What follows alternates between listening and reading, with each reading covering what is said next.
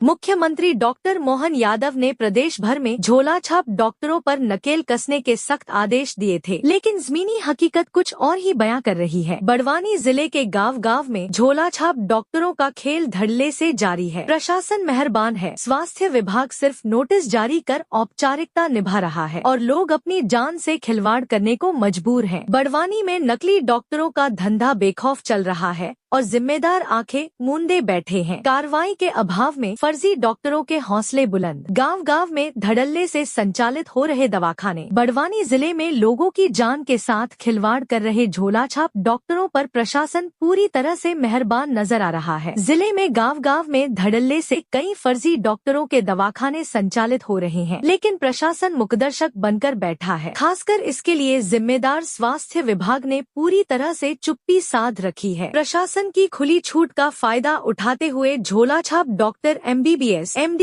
और अन्य विशेषज्ञ चिकित्सकों की तरह लोगों का उपचार कर उनकी जान से खेल रहे हैं। इस तरह के अप्रशिक्षित और फर्जी डॉक्टरों से इलाज कराने के बाद जिले में लोगों की जान भी चली गई है। बावजूद इसके प्रशासन और स्वास्थ्य विभाग ने कोई सबक नहीं लिया है। इन घटनाओं के बाद भी जिम्मेदारों का सुस्त रवैया यह दर्शाता है कि शायद प्रशासन लोगों के स्वास्थ्य को लेकर गंभीर नहीं है। यही कारण है कि खुलेआम गली मोहल्लों और चौक चौराहों पर बड़ी संख्या में फर्जी डॉक्टरों के दवाखाने संचालित होने के बाद भी अधिकारियों का इस ओर बिल्कुल भी ध्यान नहीं है। जिले के आदिवासी बाहुल्य सिलावत क्षेत्र में भी बड़ी तादाद में बंगाली और झोलाछाप डॉक्टर कई वर्षों से अपनी दुकानदारी चला रहे हैं, लेकिन स्वास्थ्य विभाग महज नोटिस देकर औपचारिकता निभा रहा है। स्वास्थ्य विभाग के सिलावत ब्लॉक में देखा जाए तो सैकड़ों की तादाद में कथित डॉक्टर अपने क्लिनिक संचालित कर रहे हैं, जो कि एलोपैथी से उपचार कर मरीजों को इंजेक्शन लगाने और बोतल चढ़ाने के साथ गोली दवाई देने का काम कर रहे हैं। इन अप्रशिक्षित डॉक्टरों के इलाज से लोगों के स्वास्थ्य पर विपरीत प्रभाव पड़ रहा है, लेकिन इसकी चिंता स्वास्थ्य विभाग और प्रशासन को नहीं है। स्वास्थ्य विभाग की कार्रवाई को देखा जाए तो पिछले लगभग 1 से 2 वर्षों में इन झोलाछाप डॉक्टरों को महज नोटिस देने भर का काम किया गया है, जिसका असर किसी पर भी देखने को नहीं मिला है। हालात ये है कि स्वास्थ्य विभाग के पास इन फर्जी डॉक्टरों की पर्याप्त जानकारी तक नहीं है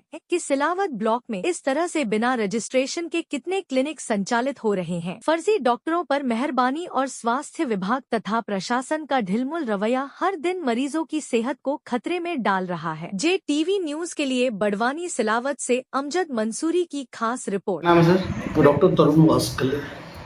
सर ये जो अब पंजीकृत चिकित्सक है, इनको लेकर क्या कार्रवाई की सर? इनको हमने नोटिस दिए थे 3 दिन पहले।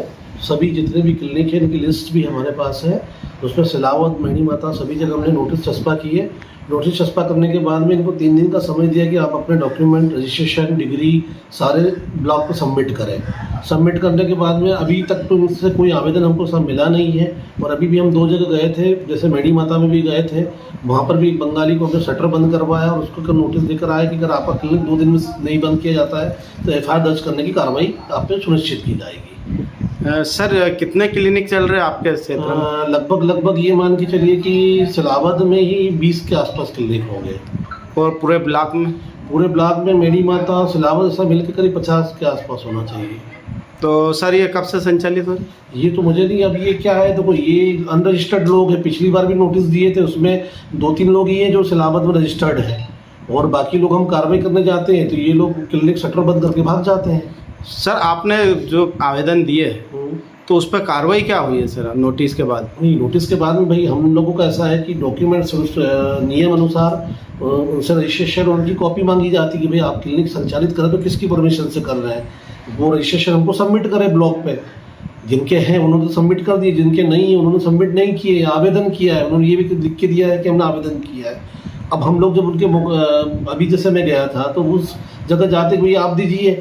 अभी उनको हम देख रहे हैं कि 3 दिन का समय है आपके पास में, अगर आप नहीं देते हैं तो या तो आप अपना क्लिनिक बंद कर लीजिए और अगर नहीं करते तो हम आपको आके क्लिनिक सील करेंगे और FIR दर्ज करवाएंगे।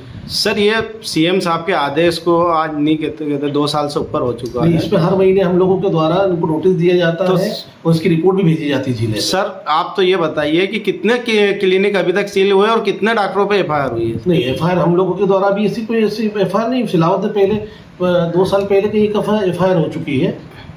आपके कार्यकाल में आपने नहीं, कितने नोटिस दिए और कितनों पे नहीं, कार्रवाई नोटिस तो की मैंने है? सभी को दिए। जिस दिन से कार्यकाल मेरा रहा है तभी से मैंने नोटिस दिए, सबकी रिपोर्टें बुलाई है और सभी लोगों को मैंने क्लिनिक संचालन नहीं करने की हिदायत भी दी है। तो सर कितने बंद हुए अभी तक? नहीं बंद, मैं जब जाता हूँ मौका मुआयना देखने तो मुझे लगभग बंद ही मिलते हैं।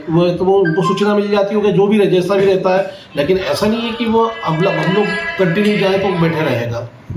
सर मुझे ये बताइए कि ग्रामीणों द्वारा एक केली में डॉक्टर है ना, हाँ। उसकी शिकायत की गई थी, उसको आज 14 महीने से नहीं, ऊपर हो उसके- चुके हैं, उसके यहाँ- उस पे आपने क्या कार्रवाई की उसके है? हम जब आवेदन आया था उस पर हम कार्रवाई करने के लिए गए थे, उसके क्लिनिक को सील किया था। सील करने के बाद वो व्यक्ति, हमने दोबारा जब वहाँ देखा तो वो व्यक्ति गांव में नहीं था। इसके अलावा हमने इसकी पुष्टि जो है CHO, वहाँ के सरपंच और वहाँ की NM से भी पुष्टि कराई। उन्होंने भी कहा कि वो व्यक्ति है नहीं, महाराष्ट्र चले गया।